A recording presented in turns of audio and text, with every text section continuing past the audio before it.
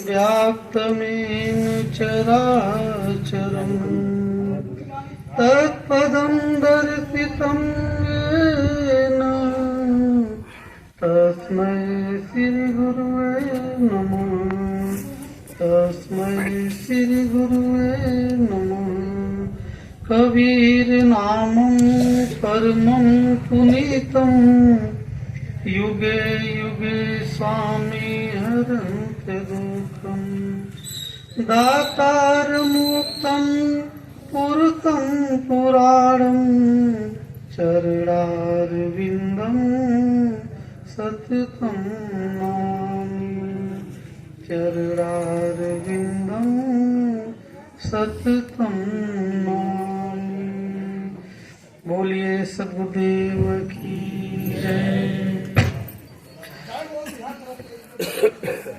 प्रातः स्मरणीय परम पुरुष परमात्मा सदगुरु बंदी छोर कबीर साहब एवं इस पावन धरा पर उपस्थित मृद मंगलमय संत समाज, धर्म स्नेही बंधुओं, श्रद्धा मूर्ति माताएं बहन, आज का यह परम सौभाग्य का दिन है कि हम सबको प्रति वर्षों की भांति, प्रति महीने की भांति इस महीने भी हम सबको यह शुभ अवसर प्राप्त हुआ है। ये पूर्णिमा का जो ये कार्यक्रम मनाया जाता है, हम सबको महीने के पूर्णिमा के अवसर पर हम सबको ये शुभ अवसर प्राप्त होता है। आप सभी को खूब खूब धन्यवाद है कि आप लोगों ने अपना अमूल्य समय निकाल करके इस कार्यक्रम की, इस सत्संग की शोभा आप सबने बनाया। इसके लिए हृदय से आप सबका खूब खूब आभार, धन्यवाद।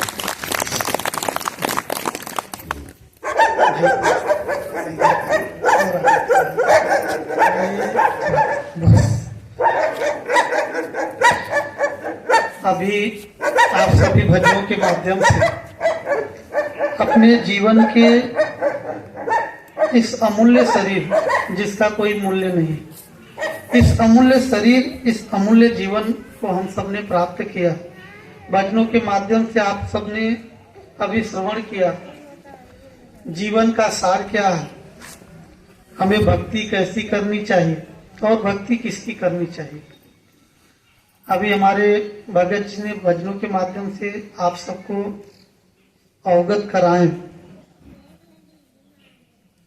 और मैं भी हमेशा आप सबसे निरंतर निवेदन एवं प्रार्थना करता रहता हूँ। और ये आप सबका भी दायित्व और कर्तव्य है कि अपने जीवन को निर्मल और पवित्र हम कैसे बनाएं, इस पर हम सबको गहन चिंतन करना चाहिए।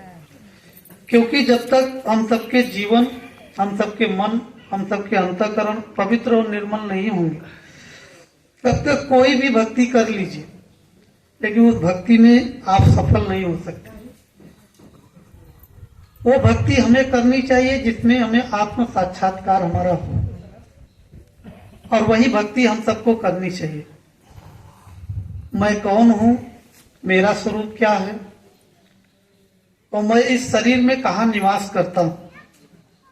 मैं मतलब हमारी चेतन सत्ता आत्मा, हम लोग इस शरीर में कहाँ हैं, उसकी पहचान जो गुरुजन बताएं, उस गुरु के शरण में हम सबको जाकर के अपने उनके बताए हुए मार्ग पर चल करके हमें साधना और भक्ति के माध्यम से हमें उस आत्म साक्षात्कार करना चाहिए।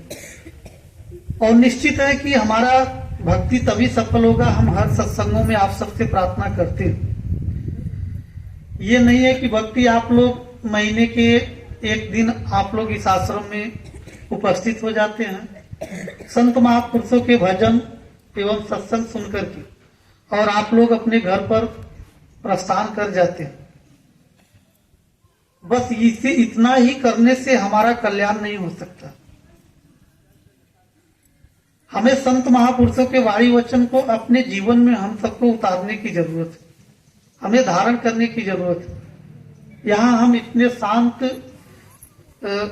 मन से हम लोग कितने सत्संग को श्रवण करते हैं, परिवार के साथ में भी आते हैं तो कितनी परिवार में एकता और खुशियां दिखती है। तो बहुत से घरों में मैं जाता हूँ। अभी मुंबई में एक घर में मैं गया तो शायद उनको मालूम नहीं था कि गुरुजी आएंगे, और उनको ये मालूम हो गया कि साहब जी आए हैं बॉम्बे में। किसी के द्वारा उनको मालूम हुआ, उन्होंने उनके भाई, छोटे भाई ने फोन किया कि गुरुजी आप यहीं आए, हमारा पास में ही हमारा रूम है, मकान है, और हम नया मकान लिया हूँ, अगर इस पर आप आ जाएंगे तो चरण धर देंगे तो बड़ी कृपा होगी। और एक दिन पहले ही उनके घर में बड़ी कलेश हुई थी, परिवार में पारिवारिक कुछ बातों को लेकर के।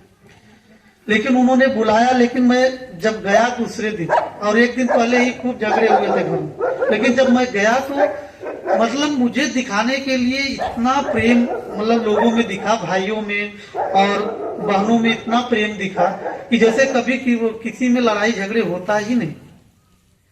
तो मैं जानते हूँ कि मेरे पास भी, अगर मैं संत हुआ तो मेरे पास भी तो कुछ विद्या है, मैं भी तो रेखा पढ़ता हूँ कि झगड़ा करेला कि ना करेला, हम तो कुल पढ़ी ला ना। तो हम वातावरण देखे वहां का, तो हमने कहा कि बताइए, मुझे दिखाने के लिए रिश्तेदार नातेदार कोई भी आ जाते हैं, अतिथि आ जाते हैं, उनको दिखाने के लिए कितना हम लोग दिखावा करते हैं। अभी हमारे भगत जी कितना बढ़िया भजन बोले, मुख कुछ औरो हृदय कुछ औरो, और तहा दूर रहत रमराई, साई संग लोग करत चतुराई। कितना सुंदर शब्दों में सदगुरु मदन साहब ने हम सबको जनमानस को समझाया कि लोग परमात्मा के साथ बड़ी चतुराई करते हैं।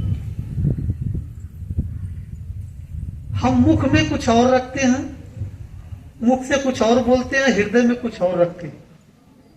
हम जो वाणी वचन बोलते हैं जनमानस को मोटिवेट करने के लिए, उनको प्रेरणा देने के लिए, अगर शायद हमारे जीवन में अगर वो धारण न हो तो फिर ये बोलने का, सत्संग बोलने का कोई अर्थ नहीं रह जाता, कोई मतलब नहीं रह जाता। क्योंकि जो हम अपने जीवन में अगर हम धारण किए हैं, अगर उस वाणी को हम बोलेंगे तो समाज में उसका प्रभाव पड़ेगा। और अन्यथा आप कितना भी अच्छी वाणी बोलिए, लेकिन कुछ पल तक वो वाणी को ग्रहण करेंगे, उसके बाद छोड़ देंगे। लेकिन शायद हमें तो लगता है कि कुछ कुछ हम ग्रहण करके बोलते हैं, इसलिए आप लोग भी ग्रहण करते हैं। अभी देखिए कितना आप लोगों के अंदर परिवर्तन हुआ। मुझे बड़ी खुशी मिलती है, आप लोगों का जो संस्कार इतना परिवर्तन हुआ, तो मुझे देख करके बड़ी खुशी मिलती है कि आप लोग भी अपने जीवन में जब चेंज करें, आप लोग चेंज होंगे तो आपके आस पड़ोस के लोग और भी जो आपके मित्र दोस्त यार भी हैं, सब लोग आपके स्वभाव को जब चेंजिंग देखेंगे, तब वो आश्रम की तरफ जो है कि अपना कदम बढ़ाएंगे। नहीं, जब से उन्होंने सत्संग को धारण किया है या गुरु धारण किए हैं, तब से इनके जीवन में बहुत परिवर्तन हुआ। आप लोग भी लोगों को मोटिवेट कर सकते हैं। हमारा ये आग्रह और निवेदन रहता है कि हम भगत जी के यहाँ जब गए तो मैंने देखा कि कितना वास्तविकता मनुष्य जो है अपने अंदर परिवर्तन तुरंत लाता है, बदलाव लाता है। तो मदन साहब हम सबको समझाते हैं कि मुख कुछ और, हृदय कुछ और। एक बार एक कहानी में आता है गांधी जी की, मैं जीवनी पढ़ रहा था।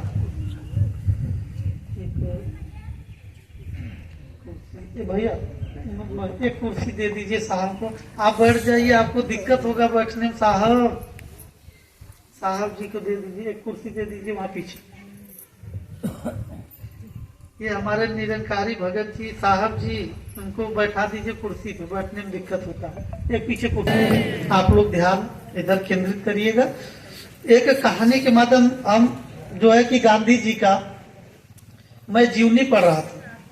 तो गांधी जी के पास, महात्मा गांधी जी के पास एक माँ जो है अपने बेटे को लेकर के गई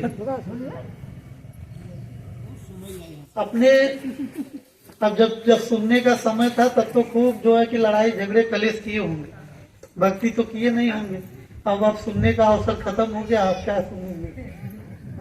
कुत्ते योनि में चले गए तो अब क्या सुनेंगे? जब मनुष्य थे तब तो मनमानी आचरण किए होंगे। और गांधी जी के पास एक माँ अपने बच्चे को लेकर के गई, और लेकर के जब गई तो वहाँ गांधी जी के पास प्रार्थना की कि बापूजी हमारे बच्चों को जरा संस्कार दीजिए। मैं बहुत समझाती हूँ मेरे अपने बच्चे को, लेकिन मेरा बच्चा मेरी बातों को सुनता नहीं। तो उन्होंने बोला कि बेटी क्या बात है बताइए। गांधी जी ने बोला, उन्होंने कहा बापूजी मेरा बेटा जो है कि बहुत मीठा खाता है, मीठा बहुत खाता है और मेरे कहने पर भी मीठा छोड़ नहीं रहा। तो गांधी जी ने कहा कि बेटी जाओ 1 महीने के बाद लेकर के बच्चे को आना। तो ठीक है, प्रणाम की वो माता चली गई लेकर के अपने बच्चों को। 1 महीने के बाद फिर लेकर के आए। तो गांधी जी ने, महात्मा गांधी ने खूब बच्चे को समझाया उसका साइड इफेक्ट, मीठे का साइड इफेक्ट, इससे शुगर होगा, तमाम प्रकार के उसके अवगुण बताए।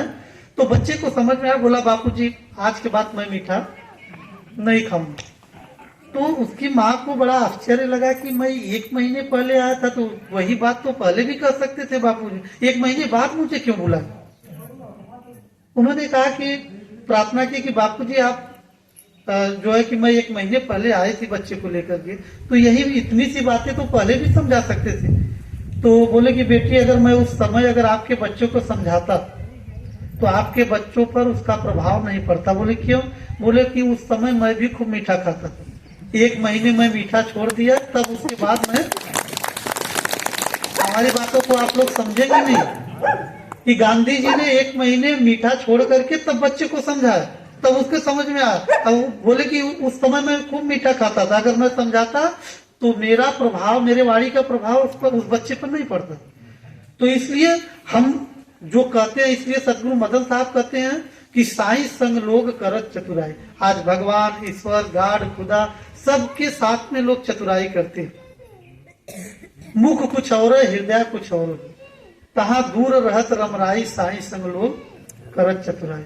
इसलिए सदगुरु कबीर को कहना पड़ा कि पूरब दिशा हरि का वासा, पश्चिम अल्लाह मुकामा, और दिल में खो दिल ही में देखो यही करीमा। हिंदू कहे मोहिराम प्यारा, तुरुक कहे रहीमाना, आपस में 2 लड़ मुए मरब न काहो जाना। सदगुरु कबीर कहते हैं कि हम हृदय में कुछ और रखे हुए हैं और मुख में कुछ और है। यहाँ तक कि देखिए, हम तो गुरुजनों को भी, ऐसे गुरुओं को भी देखते हैं जो है कि वो चॉइस करके रखते हैं, जो है कि चयन करके रखते हैं। आज बड़े बड़े पीठ आप लोग देखते हैं, पीठों पर लोग बैठ करके भी, और गुरु के पद पर भी बैठ करके अभी तक उनके अंदर से विकार जो है कि समाप्त नहीं हो। वो कहते तो हैं कि धन हम त्याग दिए, परिवार त्याग दिए, सब कुछ त्याग देते हैं, लेकिन एक चीज जरूर ग्रहण किए रहते हैं। और वो क्या ग्रहण करते हैं जानते हैं? जतिया, जाति जो होती है, वो जाति कोई त्याग नहीं सकता। और बड़ा मुझे आश्चर्य लगता है कि जो है कि संत की श्रेणी में आकर के और संत का चोला पहन करके अगर जिसके अंदर ऐसे कचड़े भरे हुए हैं, जात पात धर्म मजहब के, उसका उस गुरु का भी कभी कल्याण नहीं हो सकता, उसके शिष्यों का भी कभी कल्याण नहीं हो सकता। इतना निश्चित, ये तो सत्य है, कटु सत्य कि उसका कल्याण कभी नहीं हो सकता। तो सदगुरु मदन साहब हम सबको समझाते हैं कि जो हम हृदय में अगर हम धारण करें, वही अगर मुख से बोलें, तब तो हमारा जीवन, हमारा बोलना हमारा सार्थक होगा, अन्यथा हमारा बोलना सार्थक नहीं होगा। तो हम चर्चा विशेष ये कर रहे थे कि हम लोग जो दिखावा करते हैं, अगर वो दिखावा हम अपने रियल लाइफ में अगर हम लोग धारण कर लें, जो हम भगत जी की चर्चा कर रहे थे कि अगर वो दिखावा किए कि साहब जी आए हैं, गुरुजन आए हैं, तो ये जो लड़ाई झगड़े हुआ सब कुछ मेट करके लोग प्रेम भाव से बोलना चलना। एक दिन पहले तक मैं बच्चे से पूछा, उनके बेटी से पूछा, हमने कहा गुड़िया जो है कि चाचा जो है कि आपके मम्मी में और चाची में जो है कि बोला चाली थी कि नहीं? बोले गुरुजी कल तक नहीं था, अभी बोला चाली हुआ। अभी जो है कि इनसे में बातचीत हुआ है, जब आप आए सुने, वो लोग सुन लिए कि साहब आ रहे हैं, तो साहब क्या बोलेंगे?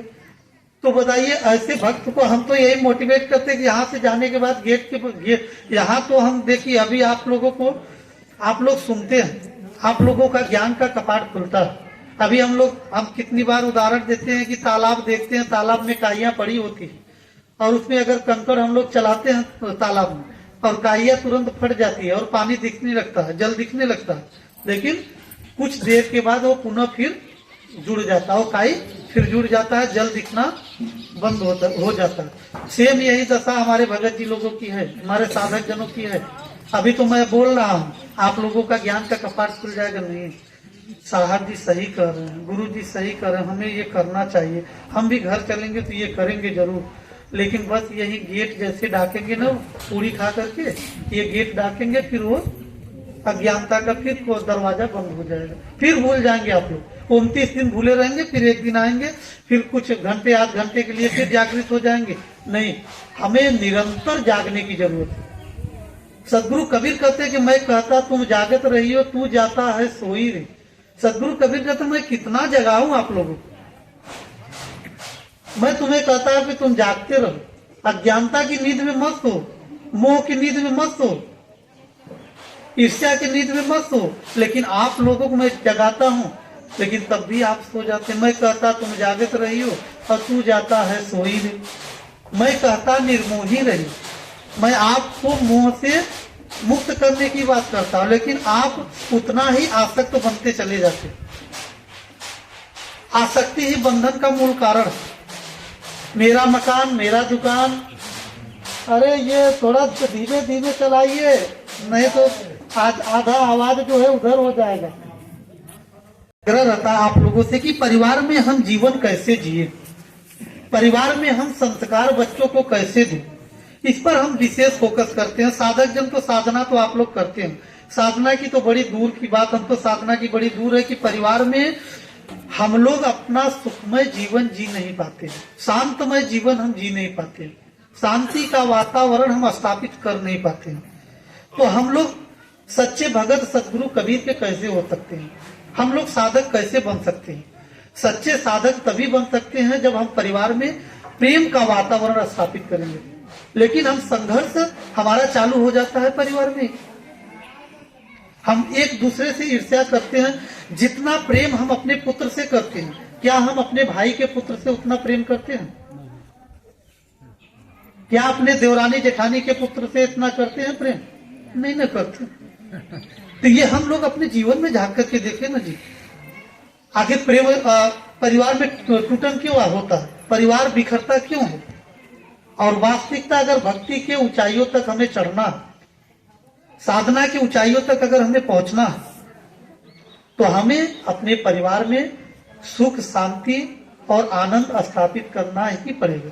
और अगर परिवार में आप लोग अपने जीवन अशांत पूर्ण जीवन बना करके रखेंगे, अपने चित्त को अशांत रखेंगे, तो आप भक्ति और साधना नहीं कर सकते। हाँ, संसार की भक्ति आप कर सकते हैं, जो प्राणी पदार्थों की भक्ति कराई जाती है, लेकिन जहां तक साधना की ऊंचाइयों तक पहुंचने की बात है, उसे हमें अपने अंतःकरण को निर्मल और पवित्र बना करके हमें आगे बढ़ने की जरूरत है। और निरंतर हम लोग हमेशा ये चिंतन करें।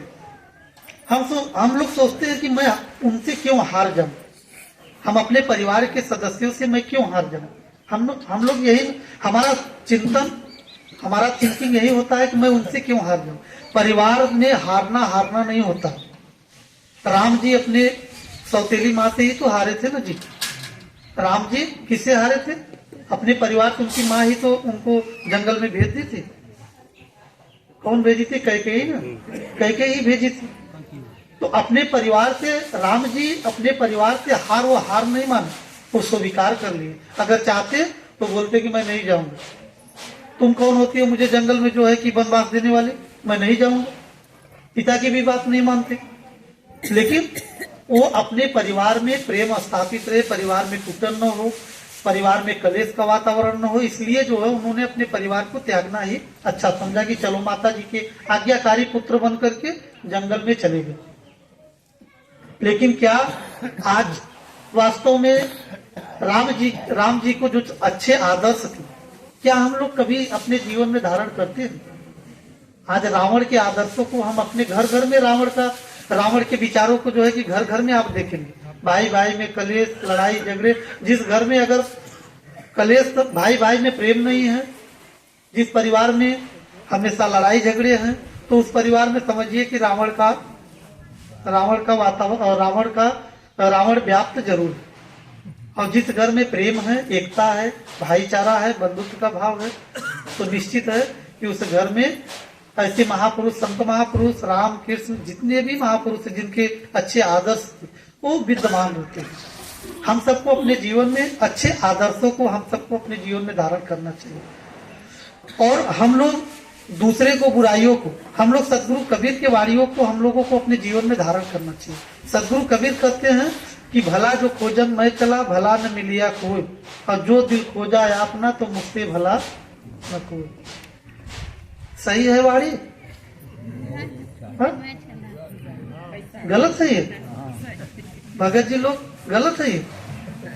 आज तो यही लोगों की थिंकिंग है, यही तो लोगों के विचार हैं कि भला जो खोजन मैं चला, भला न मिलिया जो दिल खोजा है अपना। अगर मैं अपने दिल को खोजा कि मुझसे भला, मुझसे अच्छा कोई है ही नहीं। अगर हम अपने बुराइयों को कभी, अगर अपने बुराइयों को एक्सेप्ट कर ले, तो झगड़े, सारे झगड़े समाप्त हो जाए। चाहे परिवार के, चाहे समाज का झगड़ा हो, सब मिट जाए झगड़े। लेकिन एक दूसरे अपने स्वार्थ सिद्ध करने के लिए हम एक दूसरे को कलेश का वातावरण जो है कि माहौल हम बनाते हैं। आज देखिए, जो स्वार्थी हिंदू लोग हैं, जो स्वार्थी मुसलमान हैं, वो जानते हैं उनको किसमें आनंद आता है? दंगे में।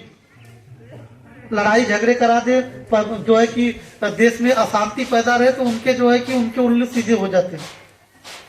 वो जो है कि उनके कार्य सिद्ध होते हैं तब कि जब उनको दंगे होते हैं, फसाद होते हैं, लड़ाई झगड़े हिंदू मुस्लिम सिख ईसाई ये सब होता रहता है, तब उनकी दुकानें चलती है। और कोई भी जो सच्चा मनुष्य है, जो सच्चा हिंदू है, जो सच्चा मुस्लिम है, जो सच्चा ईसाई है, जो सच्चा सिख है, वो कभी लड़ाई झगड़े मार काट पर विश्वास करेगा ही नहीं। क्योंकि कोई भी धर्म हमें जो है दंगे कराना नहीं सिखाता। मानवता के पथ से जो है कि दूसरा मार्ग हमें, मानवता राजसिक पथ हमें नहीं दिखाता, दैविक पथ ही हमें दिखाता। इसलिए हम सबको, हम दूसरे को बुराइयों को देखते हैं, लेकिन हम अपने बुराइयों को कभी हम लोग अपने अंदर झांक कर नहीं देखते कि हमारे जीवन में बुराइयां क्या है। हम अपने बुराइयों को अपने जीवन से दूर करने के लिए हमेशा चेष्टा करें। हमें एक कहानी, हमें स्टूडेंट लाइफ की हमें कहानी एक याद आती है। वीर अकबर और बीरबल की एक कहानी मुझे याद आती है। एक बार सभा लगी हुई थी और बीरबल सभा में पहुंचे और राज दरबार में अकबर जी जो है कि बैठे थे। अकबर ने कहा कि बीरबल, तुम्हारे मुंह से बड़ी बदबू आ रही। अकबर को बीरबल ने कहा कि तुम्हारे मुख से बड़ी बदबू आ रही है। तो बीरबल ने कहा कि हाँ हजूर, हाँ सरकार, और आपके मुंह से बड़ी सुगंध आ रही है, बड़ी खुशबू आ रही है। तो बादशाह को बड़ा नागवार लगा कि आखिर इसमें क्या रहस्य है। मैंने बीरबल को इतना बुरा कहा कि तुम्हारे मुंह से बदबू आ रही है, तो बीरबल ने मुझे ऐसा क्या कि आपके मुंह से खुशबू आ रही है। तो बोले कि अच्छा बीरबल, तुम बताओ कि मैंने तुमको इतना बुरा कहा कि तुम्हारे मुंह से बदबू आ रही है, तुमने मुझे ऐसा क्यों कहा? बोले सरकार, इसमें जो है कि कहना सुनना क्या है, समझना क्या है? अरे जिसके मुख में जो रहा वो निकला उसके मुख से। हमारे मुख में सुगंध था तो सुगंध ही निकला, और आपके मुख से जो है कि बदबू था तो बदबू ही निकला। तो जिसके हृदय में जो रहता है वही निकलता है। तो इसलिए अगर हमारे जीवन में, अगर हमारे अंतःकरण में अच्छाई है, तो हमारे जीवन से, हमारे मुख से अच्छा ही निकलेगा। तो हमें हमेशा निरंतर ये स्मरण करना चाहिए, किसी को बुरा नहीं बोलना चाहिए। बुराई हमें अपने जीवन में, अपने जीवन को अशांत करता है, और तमाम, आप देखिए, तमाम रोग उत्पन्न हो रहे हैं। क्यों? यही जो है कि चिंता से। और चिंता, जब हम लोग चिंता से मुक्त होंगे, तो हम लोग रोगों को आमंत्रित कर रहे हैं, बुला रहे हैं कि आओ हमारे जीवन में तुम व्याप्त हो जाओ। लेकिन आज जितना, पहले लोग जो है कि पैसे से कमजोर थे, पैसा कम था, लेकिन लोगों के अंदर संतोष था, शांति था। लेकिन आज जितना लोगों के अंदर, जितना डेवलपमेंट हो रहा है, पैसे हो रहे हैं, बढ़ते चले जा रहे हैं, और उतना ही लोगों के जीवन में रोग, चिंता, तमाम प्रकार, चिंता से तो सारे रोग होते हैं। आज 40 साल 35 साल के बच्चों को हार्ट आ रहे हैं, 30 साल बच्चों को जो है कि हार्ट आ रहे हैं। कभी शायद आप लोग सुने होंगे कि कभी, हम तो बचपन में देखते, तो और भी हमारे बुजुर्ग जो है कि भगत जी लोग बैठे हैं, आप लोग अपने जीवन में कभी हार्ट का नाम सुने थे कि भैया फलाने को हार्ट आ गया? कभी नहीं सुने थे। हम तो बचपन में कभी जानते नहीं तो हार्ट कैसे होता, क्या होता। लेकिन अब लोगों का देखिए कितना तेजी से, आज हार्ट वाले हॉस्पिटल में चले जाइए तो देखिए कि ऐसा लगता है कि हार्ट की ही बीमारी लोगों को, क्योंकि वास्तव में हम तो कहते हैं ना कि एक भगत जी तो कहें कि गुरुजी अब आगे क्या होगा। अब देखिए ऐसा वातावरण समाज का बनता चला जा रहा है कि साधु की संख्या एकदम कम होती चली जा रही है, लेकिन घर पर रहने वाले साधु तो संख्या बढ़ रही है, लेकिन आश्रम पर बहुत कम होती चली जा रही है। तो हम तो कहते थे कि हम ज्यादा तो भीड़ नहीं है, लेकिन निवेदन करेंगे 2 तारीख बसंत पंचमी को। निवेदन हमारी माताएं बहनें चाहेंगी ना तो हमारे साधु खूब बढ़ जाएंगे। हम तो कहे तो माता बहनी तू लोग अगर झगड़ा करबू भगत जी लोगों से अपने ऋषिया के अपने ये साधु बन जाएंगे, तो वही लोग चाह जाओ तो साधु बढ़ देंगे। अब जब बचपन से जो है कि साधु बनना बड़ा मुश्किल, अब लोगों का ऐसा वातावरण, ये जो संसाधन आ गए हैं, अध्यात्म के तरफ मुड़ना बड़ा कठिन होता चला हो रहा। लेकिन अब जो है कि कम से कम जो अगर घरे में झगड़ा हो, हम तो देखा झगड़ा मिटावत है तो साधु क्यों बनबे न करे। और जब घरवा में झगड़ा हो तो अपने ऋषिया चाहिए साधु बनिए। देखिए तुलसी महाराज जो है कि उनकी पत्नी से झगड़ा हुआ, तो देखिए आज जो है कि रामायण लिख दी। तो आप लोगों से हमारा यही आग्रह है कि अगर आप लोगों को परमात्मा की प्राप्ति करना है, परमात्मा से जुड़ना है, तो आप लोगों को अपने जीवन को निर्मल और पवित्र बनाना। सदगुरु कबीर कहते हैं कि कबीर मन निर्मल भया जैसे गंगा नीर, पाछे पाछे हर फिरत कहत कबीर। आज देखिए, आज यहाँ आप लोग देखिए, आज गंगा का स्नान भी, आज पूर्णिमा है ना, आज कुंभ महाकुंभ लगा हुआ है ना। एक उद्देश्य था, लोगों की मान्यता, पौराणिक ये मान्यता है, पुराणों में इसकी जो है लेख आया है कि वहां समुद्र मंथन में, जानते हैं ये जो है कि कुंभ 4 जगह लगता है। कहाँ कहाँ जानते हैं? प्रयागराज, नासिक, उज्जैन और हरिद्वार, 4 जगह लगता है। जब राक्षस जो है कि वो जो है कि अमृत का घड़ा लेकर के जब वो भाग रहे थे, तब देवता पीछा किए थे और भाग रहे थे, तो वो जो है कि अमृत का बूंद जो है छलक गया, और छलक गया तो एक बूंद जो है गिरा कहाँ? प्रयागराज। और दूसरा कहाँ गिरा? नासिक, तीसरा उज्जैन और चौथा हरिद्वार। ऐसे 4 जगह जो है कि वो अमृत जो है कि उसका बूंद गिरा था, ऐसी मान्यता पुराणों में है। लेकिन सदगुरु कबीर से किसी सज्जन ने पूछा कि आगे वहां स्नान करने से क्या वास्तव में मनुष्य का पाप करता है क्या? अगर एक वैज्ञानिक दृष्टिकोण रखने वाला व्यक्ति क्या इस पर बिलीव करेगा, विश्वास करेगा? ये हमारे आस्था का विषय हो सकता है। हिंदू धर्म की जिसकी आस्था है, तो आस्था मानता है कि भाई गंगा में डुबकी लगाने से हमारे पाप धुलते हैं। अगर ऐसी मान्यता है तो लोग कोई पाप से डरेगा ही नहीं। साल भरे में लोग पाप करी हैं और एक दिन जाकर डुबकी लगा ली है और कही है कि भैया आप जो बात बुरा से बुरा कर्म करो और पाप से जो है कि कोई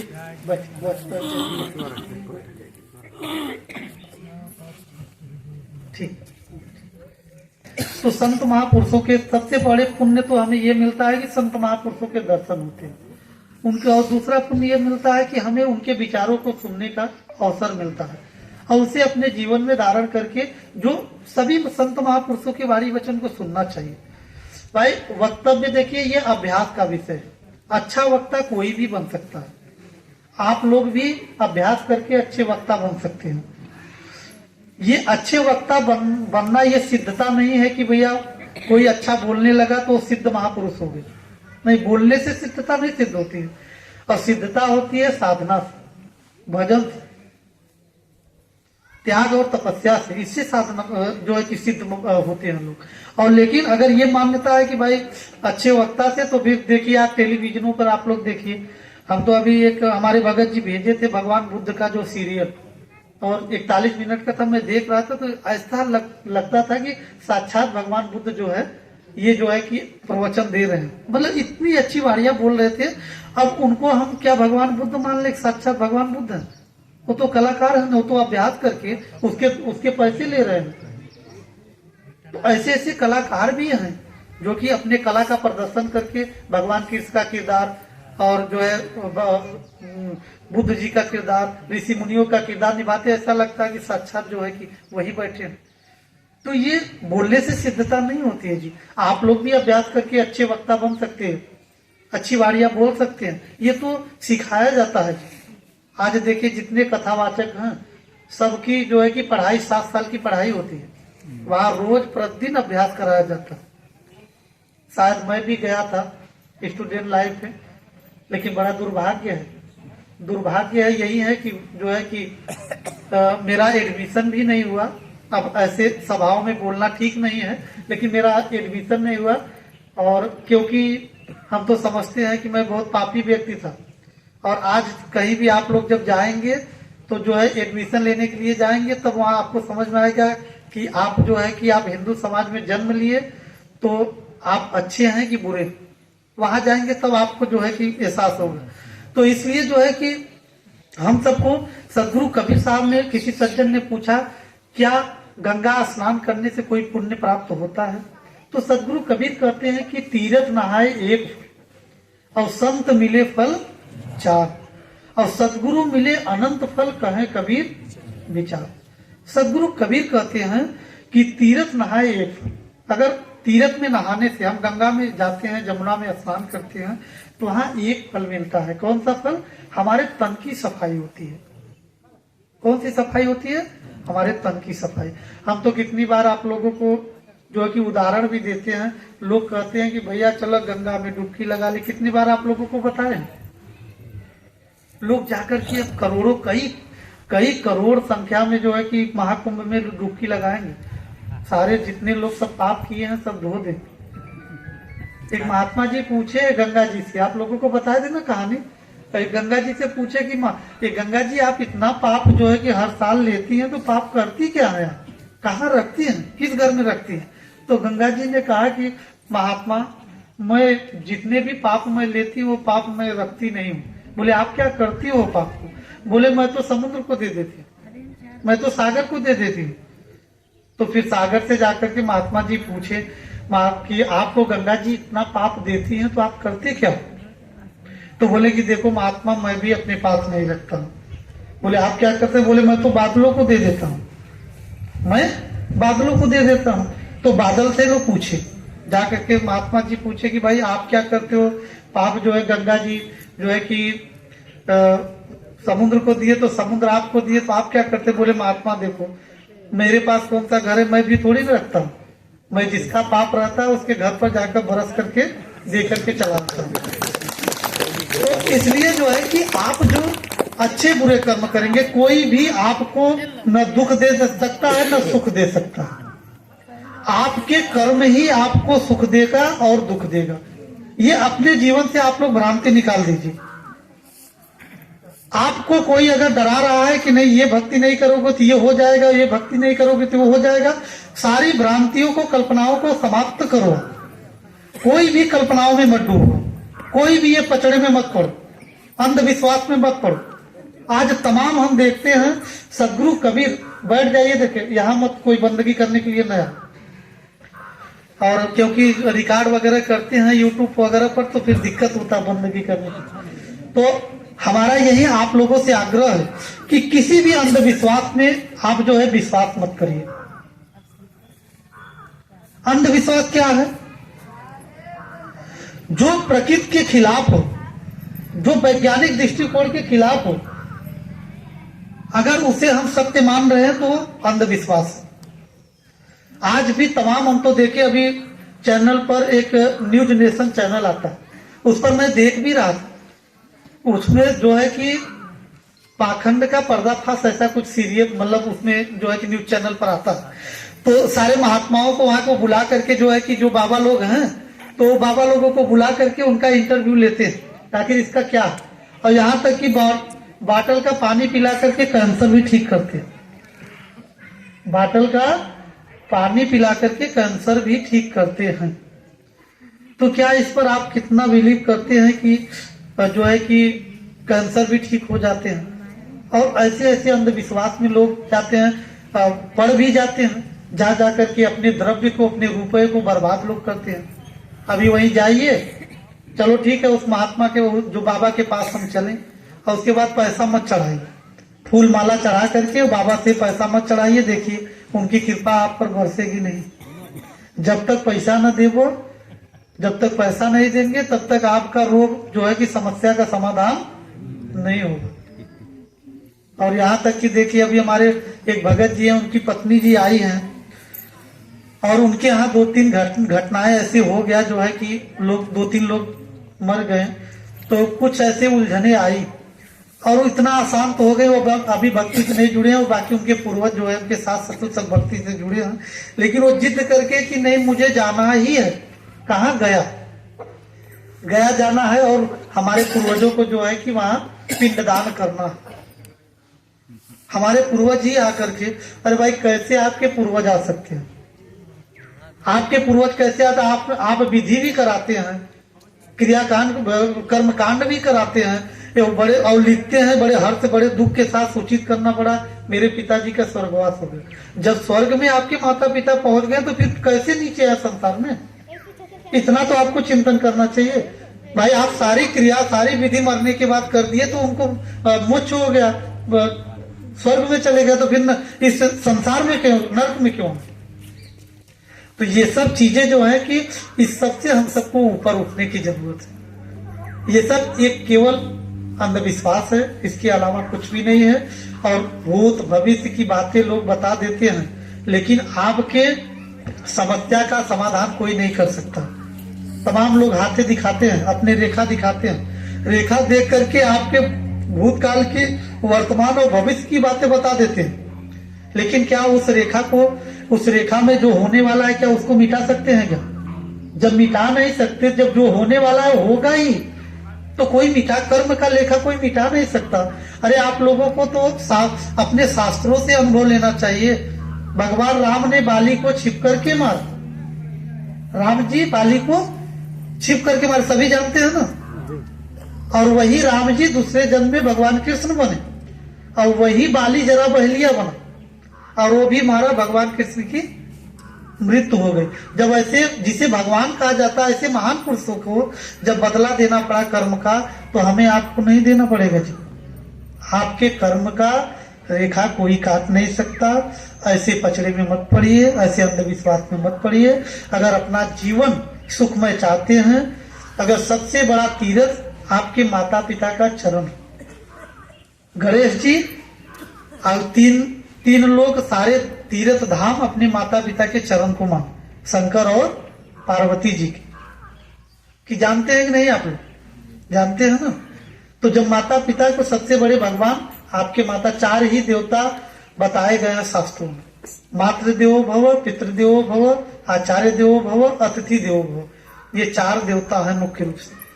लेकिन आज माता पिता का लोग अनादर करते हैं, उनका तिरस्कार करते हैं, उसके बाद जाकर के खूब देवी देवता भगवान सबकी पूजा करते। वो पूजा किस काम किया?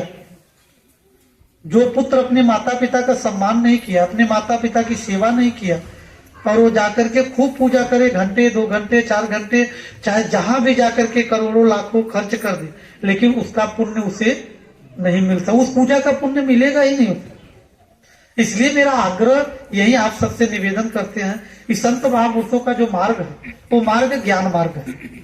उस ज्ञान मार्ग में हम लोगों को चलना है और ज्ञान मार्ग को अपने जीवन में धारण करके हमें अपने परिवार में हम लोग अच्छे वातावरण हम लोग स्थापित करें, माता पिता का सत्कार करें, आदर करें। लेकिन आज माता पिता का बहुत तेजी से, देखो हम तो बताते हैं ना, अभी मुंबई में एक भगत जी बता रहे थे कि साहब बहुत तेजी से यहाँ पहले लोग जो है कि विद्यालय वगैरह बनते थे, लेकिन अब वृद्धा आश्रम बहुत तेजी से खुल रहे हैं, बहुत तेजी से खुल रहे हैं।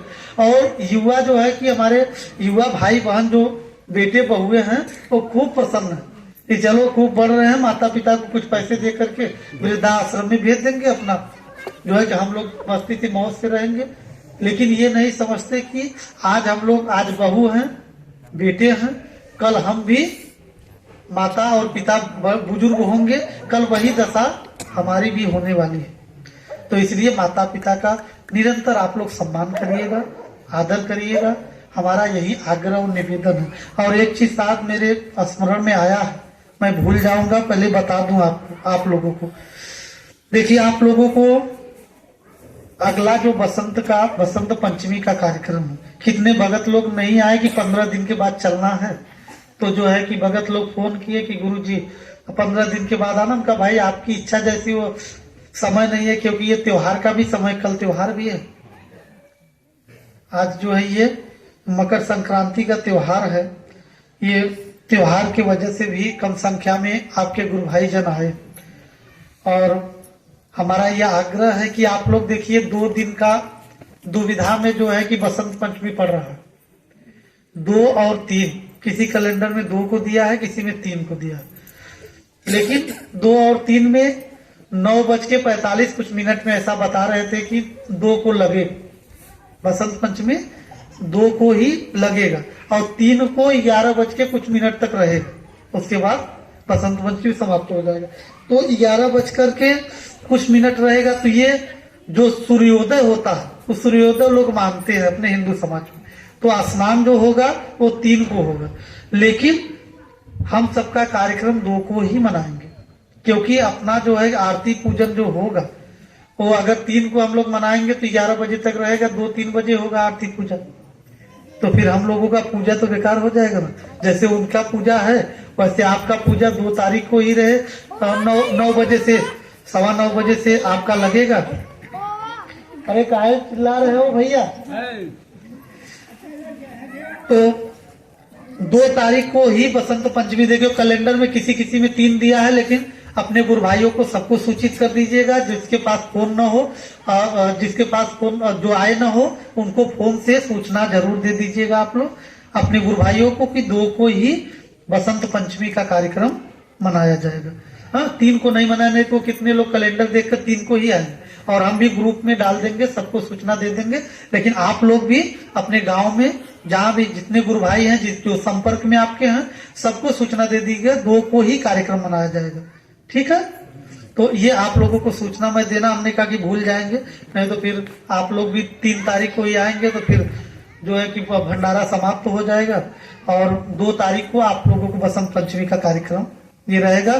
तो शायद ये YouTube पर भी डाल देंगे, तो शायद सब लोग देख लेंगे कि 2 तारीख को ही बसंत पंचमी का कार्यक्रम मनाया जाएगा और 3 को नहीं मनाया जाएगा। 3 को लोग जो है कि सूर्योदय का मानते हैं, लेकिन हम लोग 2 को ही मनाएंगे। तो बोलिए सदगुरुदेव की जय। सदगुरु कबीर कहते हैं कि तीर्थ नहाए 1 फल, संत मिले फल 4। अब संत के मिलने से 4 फल मिलता है। संतों को मिलने से 4 फल कौन सा मिलता है? लोग जो है कि 4 फल अलग बताते हैं, मेरा सरल भाषा में समझिए। 4 फल क्या है वो मिलता है हम सबके जीवन में। संतों के मिलने से, संतों के वाणी वचन सुनने से हमारे चारों अंतःकरण, मन, बुद्धि, चित्त, अहंकार, ये चारों अंतःकरण हमारे पवित्र होते हैं संतों के मिलने से। और सदगुरु कबीर कहते हैं कि सदगुरु मिले अनंत फल। सदगुरु के मिलने से अनंत फल मिलता, उसका कोई अंत नहीं है। इसलिए सदगुरु कबीर को कहना पड़ा कि साच कहत जग मारन धावे, झूठे जग पतियाए। आज अगर मैं सच्चाई कहता तो लोग मुझे मारने को दौड़ते हैं, लेकिन आज साथ सदगुरु कबीर साहब रहे होते ना तो इनके ऊपर तमाम हजारों मुकदमे खड़े हो जाते। अरे भाई वो अगर बोलते हो काकर पाथर जोड़ के मस्जिद लियो बना, वहीं से कर लीजिए, वहीं से कर लीजिए। काकर पाथर जोड़ के मस्जिद लियो बना और ताज चढ़ी मुल्ला बाग दे के बहिरा हुआ खुदा है। अगर आज बोल देते हैं तो आज जो है कि संविधान होता तो तमाम मुकदमे कबीर साहब पे लग जाते। हाँ? और पलटू साहब अगर वो जो है कि पलटू साहब होते, अगर पलटू साहब होते तो शायद उनकी हत्या भी हो जाती। पलटू साहब को, कबीर साहब को कुछ मलहम लगा करके कहे, कुछ जो है कि दवा लगा दिए, लेकिन पलटू साहब तो खरे खरे सुना दिए कि पाथर पूजे चूतिया और हाथ जोड़ घिघिया, और पलटू पूजे आत्मा और बोले खाए। वो बड़े बड़े कट्टर जो है कि उनके कितनी बार कुटिया जला दीजिए, मतलब उनके वाड़ी पर तो जो है कुटिया जलाते। वो हमारे आस्था का विषय है भाई। संत महापुरुष जो है कि जो अखड़ी महात्मा रहे, वो मौज में अपने रहते हैं, वो वाणी बोलते गए, लोग अपना नोट करते गए, लेकिन हमारे आस्था का विषय है भाई। ठीक है, मंदिर का जो पूजा करते हैं कोई विरोध उसका नहीं है, लेकिन अगर उससे ही बचपन से बूढ़े अवस्था तक उसे ही सत्य मानते रह जाएंगे तो फिर आपका जो कि सच्चे जो परमात्मा ईश्वर है उनको प्राप्त नहीं कर सकते हैं। सदगुरु कबीर या संत महापुरुषों का कहने का भाव ये भाई आपकी आस्था का विषय आप करिए, उस पर कोई टिप्पणी नहीं कर रहा। लेकिन अगर बचपन से ही पूरे अवस्था तक, जो तुलसी बाबा ने भी कहा है ना, तुलसी बाबा कहे कि गो गोचर मन जह लग जाई सो माया तुम जानो भाई। गो माने इंद्रिया, गोचर माने दृष्टि, और इंद्रियों का राजा मन। जहां तक इसकी पूजा है सब माया की पूजा है जी। अब कबीर साहब की बात छोड़ दे, तुलसी बाबा कहते हैं और इंद्रिय रहित कर्म जो हो निश्चय सतपथ पावेगा सोई। जो इंद्रियों से परे जो कर्म है, तब वो परमात्मा को आप सतपथ को तभी प्राप्त कर सकते जब इंद्रियों से परे कर्म। जो साधक जन है वो जानते हैं आपकी साधना इंद्रियों की परे की। जो आपके अंदर जो परम तत्व है, जो परम सत्ता है, उसी का तो ज्ञान दिया जाता है कि दूसरा ज्ञान दिया जाता है।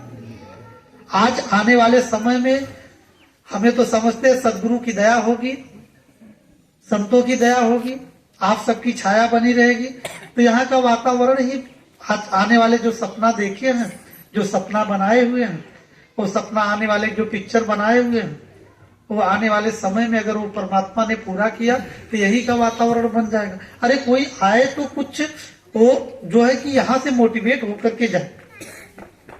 अच्छा, विचार हृदय से बताइएगा। हमारे जो भक्ति से जुड़े हैं उनको नहीं, जो भक्ति से, जो हृदय से भक्ति से जुड़े हैं, हमारे साहब जन जितने भी हमारे भैया जन आते हैं, हृदय से बताइए, जब गेट के अंदर आते हैं तो शांति महसूस होता है कि नहीं आप लोगों को?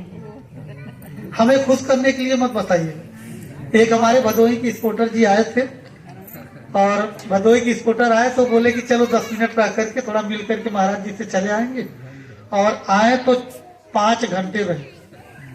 उनकी पत्नी जी बोली कि नहीं, अभी हमें जाने की इच्छा ही नहीं हो रही।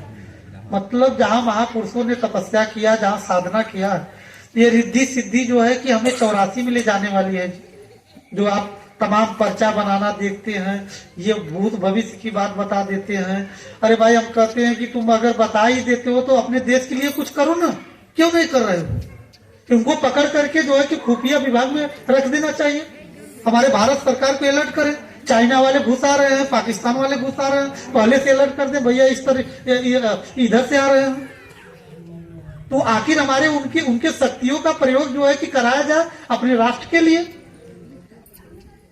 है कि नहीं भैया? बताइए आप, अपने राष्ट्र के लिए उनका प्रयोग कराया जाए ना। वो शक्तियां क्यों बस केवल पर्चा लिखने तक आप क्यों सीमित कर रहे हो? अरे भाई, सबको बताओ ना। जो आतंकवादी है उनका भी पर्चा पहले से, जब भूत भविष्य की बात बता देते हो। वर्तमान की त्रिकालदर्शी, यहाँ तक कि अब तो बोर्ड देखते हैं त्रिकालदर्शी महापुरुष, तो त्रिकालदर्शी है, तो जब भविष्य की बात बताते हैं तो हमारे भारत को सुरक्षित बनाओ ना। खुफिया एजेंसी में भारत का कितना रुपया बर्बाद हो रहा है, कितने कर्मचारी खुफिया विभाग में घूमते रहते हैं। अभी अपना ज्येष्ठ पूर्णिमा का कार्यक्रम आता है तो खुफिया विभाग, जिसे आप अलायु कहते हैं, और ये आप और क्या कहते हैं, वो जो सीबीआई नहीं, सीबीआई नहीं, इंटेलिजेंस ब्यूरो है ना, ये तो इंग्लिश भाषा। खुफिया विभाग नहीं कहते आप, जो है कि बड़ा अच्छा उसका नाम लो, सीआईडी ऑफिसर जो होते हैं, तमाम ऑफिसर हैं। भारत सरकार के कितने रुपए बर्बाद हो रहे हैं, तो प्रयोग तो करना चाहिए ना। अरे भाई, भारत के अगर पैसे बचाइए, रुपया बचाइए, और आप जो है कि किसी को देखिए, किसी का कैंसर किसी पर्चे लिखने से, किसी जल से वो समाप्त होने वाला नहीं। ऐसे पचड़े में आप लोग मत पड़िएगा, ऐसे अंधविश्वास में मत पड़िएगा। अगर कोई रोग है तो उसका दवा करिए, ठीक है, और उसके बाद दवा के साथ दुआ तो चलता ठीक है, लेकिन दवा यहाँ तक जब नहीं ठीक होते हैं ना, तो कहते हैं कि भैया जोन बाटे दवा भी करते रहिए, दवा के साथ साथ दुआ भी करते रहिए कि मेरे जाल में फंसे रहो, मकर जाल में, इससे निकलने नहीं तुमको देंगे। लेकिन आज जो अनपढ़ हैं, जो गंवार हैं, जिन्हें साइंस का ज्ञान नहीं है, वही लोग जाकर के उस पचड़े में पड़ते हैं। और विशेष करके हमारी ये जो है कि हमारी डलिया वाली माता बहन, ये डलिया लेकर के बस अंधविश्वास में पड़ी रहती हैं। भैंसिया न लगी, अगर भैंसिया भी न लगी तब वो तो समझ लें क्यों कुछ करा देगा, पड़ोसी कुछ करा देगा। अरे हम तो बचपन में बताते, एक माता जी तो उनके नाती वगैरह पढ़ने गए थे, और मैं उस दिन स्कूल नहीं गया था, और उनका भैंसिया एक दो बार प्रयास करी ना लगा तो हमें बुलाए, कहें कि बच्चा अच्छा चला जाता तो उनके साथ में गा रहा ओझा के पास में। हम कहा हाँ, हम कहा माता जी हम तो देखे हैं, तो कहा भैया चल जाता बता देता।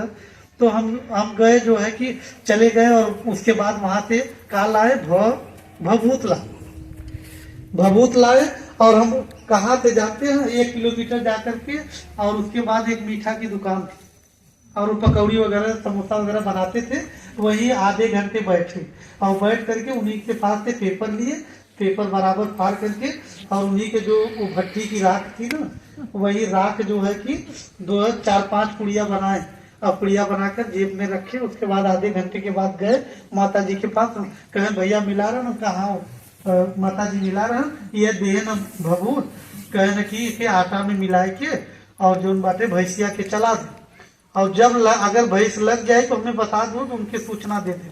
कहे कि ठीक बाटे बच्चा। तो ले गए, जब आटा में मिलाए के भैंसी के चलाए, अब आटा जब पाए तो भैंस खाए लगी, और जब भैंस खाए तो उसके बाद वो अपना दूध भी दी लगी। तो फिर हम आधे घंटे के बाद पहुंचे। हमने कहा माता जी कहा हुआ?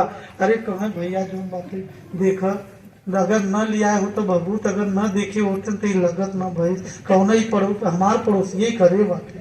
हम कहा हो कुछ नाम कुछ भी हम अपने हाथ से लाए, कौनो ओझा के पास से ना लाए, लेकिन ये हमारा जो है कि हम एक माइंड सेट कर दिया गया है, लोगों के अंदर डर बना दिया गया है। ये भूत प्रेत होते हैं, और ऐसे भूत प्रेत कोई नहीं होता है। ये एक मनोरोग है, साइंस कहता है एक मनोरोग। ये कपड़े साड़ियाँ जो पहने हैं, ये पैंट शर्ट जो पहने हैं, ये कपड़ा किसका देन है?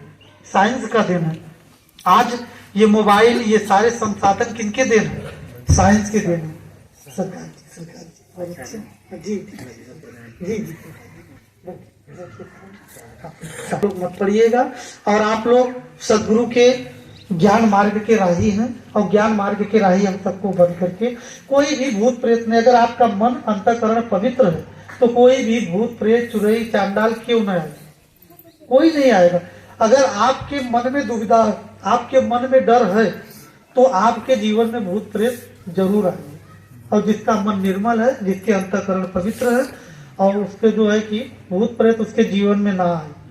हमारे एक भगत जी के जो एक बहन जी रही, तो बोली कि उनकी सगी बहन थी, वो भक्ति से नहीं जुड़ी थी। हम ऐसे बोल रहे थे, बता रहे थे, बोले जब साहब के जीवन में पड़ी गुरु जी के तब न समझ में आई, जितने जीवन में पड़ा था वही के समझ में आवत। और हम तो कही लो भैया सब से पूछी लो, और लेकिन सब यही कहते हैं कि हमारे पड़ोसी देव आए, वो अपने नैहरे से लिया के देव ओझा बताए से। लेकिन हम कही थे कि मिठवा में, जब मीठा में लिया के अगर खियाए तो भूत प्रेत आए। हम यही आग्रह करी थे कि भैया अगर मीठा में डाल के अगर दूसरे को दिया जा सकता है तो वो पड़ोसी के या वापस कर दो, और ना तो भाई अगर केहू के ना दे के बाटे तो मीठा में ओझा से उसमें डलवा करके और हम ही लिया के खिया दो। हम कहे न जाके काहे भूत हमें, जितना भूत हो संसार के जितना भूत हो हमें के दे दो। हम तो भूत लेने तैयार, हमें क्यों देता ना, हमको कोई नहीं दे रहा। अरे इस सब ऐसे पचड़े में मत पड़ो। बच्चों को आप लोग जो है कि माताओं बहनों को जीवन में ज्यादा भूत प्रेत आते हैं। काहे वो छोटे छोटे गुड़िया भी रहते हैं, उनके सामने बात करते हैं, फलनिया ऐसे खेलत रही, वो फलनिया ऐसे खेलत रहे, उसके जीवन में ऐसा भूत आता। इसलिए जो है कि आप पुरुष समाज में कभी भूत बहुत कम देखने को मिलता है, लेकिन हमारी माताएं बहनें क्योंकि शिक्षित नहीं है, अंधविश्वास में ज्यादा आप लोग विश्वास करती है, आडम्बर में ज्यादा विश्वास करती है, इसलिए आप लोग ऐसे पचड़े में पड़ी रहती हैं, इसीलिए इससे ऊपर उठ नहीं पाती है। कोई भी आप लोग अगर आपके जीवन में कष्ट होता है तो आप दवा लीजिए, और उसके बाद आप भजन और साधना, परमात्मा की सच्ची साधना करेंगे तो निश्चित है कि आपके जीवन में कोई भी ऐसे दुख, आपके 50% तो आपके दुख ऐसे ही समाप्त हो जाएंगे अगर भजन करेंगे तो। कितने लोग, अगर हृदय से बताइएगा, आपने हाथ ऊपर करेंगे, कितने लोग भजन करते हैं, कितने साधक जन है अपने हाथ ऊपर करेंगे। हमें खुश करने के लिए मत बोलिएगा, जो भजन में बैठते हो सब लोग, और जो नहीं भजन करते वो भी अपना हाथ उठाए, क्यों ना उठाए, ना के उठाए, अपने हाथ नीचे कर लीजिए। तो आप लोग कम से कम एक रूटीन बनाइए। हमारी माताएं बने विशेष करके आप लोगों को हम फोकस करते हैं, आप लोग एक रूटीन बनाइए। एक रूटीन, शाम को प्रार्थना बैठिए, परिवार के साथ में बैठिए, बच्चों के साथ में बैठिए, 10 मिनट 15 मिनट का प्रार्थना एक अर्जी परमात्मा से लगाइए, प्रार्थना करिए। और 10 मिनट पूजा के बाद सब लोग ध्यान योग में बैठे, अपने इष्ट देव पे, अपने गुरु को उन पर ध्यान अपना एकाग्र करिए। आप साधना नहीं मिला है तब भी आप लोग गुरु मूरत गति चंद्रमा सेवक नयन चकोर और पलक पलक निरखत रहे गुरु मूरत की ओर।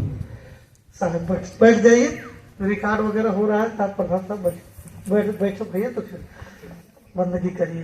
तो हमारा आग्रह यह है कि आप लोग, अगर साधना आप लोगों को नहीं मिला है, मूल ज्ञान नहीं मिला है, तो आपको सुमिरन मिला है, नाम सुमिरन मिला है, उसको भी करते हुए 10 मिनट आप लोग, आधे घंटे 15-20 मिनट जो भी आपको समय मिल सके उतने समय आप लोग ध्यान में बैठिए, परमात्मा के ध्यान में। गुरु मूरत गत चंद्रमा सेवक नयन चकोर पलक पलक निरखत रहे गुरु मूरत की ओर। हमें चकोर पक्षी जैसे चंद्रमा को एक टकटकी बनाकर शाम को चंद्रमा को देखती है तो पलक पलक निरखत रहे, जब तक चंद्रमा जो है दिन नहीं निकलता तब तक चकोर पक्षी चंद्रमा को देखती है।